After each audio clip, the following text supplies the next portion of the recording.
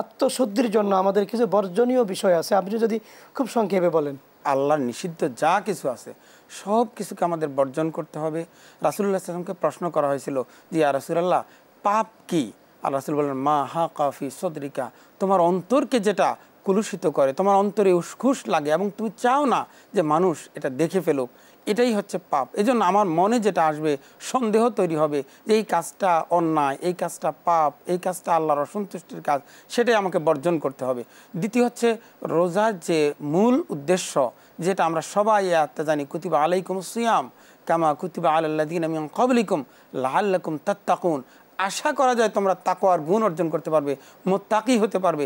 এই মোত্তাকি হতে যতগুলো বাধা আছে সমস্ত বাধাকে আমাদের দূরীভূত করতে হবে। আমার অন্তরটাকে তৈরি করার জন্য মিথ্যার আমল ত্যাগ করতে হবে, ওজনে কম দেওয়া যাবে না, মানুষের সাথে মিথ্যা বলা যাবে না, পরের হক খাওয়া যাবে না, সুদ ঘুষের সাথে নিজেকে সম্পৃক্ত করা যাবে না, থাকলে তওবা করে নিজেকে এর থেকে পরহেজ করতে হবে, ফিরিয়ে আনতে হবে।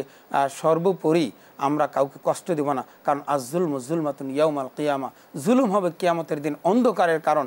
আর জুলুম যে করবে তার আসলে ভালো আমল আল্লাহর কাছে কবুল হবে না। তাজকিয়ার জন্য সবচেয়ে বড় যেটা আমি মনে করি বাধা, সেটা হচ্ছে মানুষের উপর জুলুম করা। আমরা মুখের দ্বারা জুলুম করি, হাতের দ্বারা মানুষকে জুলুম করি। অথচ আল্লাহ রাসূল সাল্লাল্লাহু আলাইহি ওয়াসাল্লাম বলছেন আল মুসলিমু মান সালিমাল মুসলিমুনা মিন ইয়াদিহি মিন লিসানিহি ওয়া ইয়াদিহি, যে ব্যক্তি তার মুখের অনিষ্টি থেকে এবং হাতের অনিষ্টি থেকে তার বাইকে নিরাপদ রাখলো সেই মুসলমান। তো মুসলমানিত্ব রক্ষার জন্য, আমাদের তাজকিয়ার জন্য অবশ্যই আমাদেরকে মানুষকে কষ্ট দেওয়া, মানুষের উপর জুলুম করা থেকে বিরত থাকতে হবে।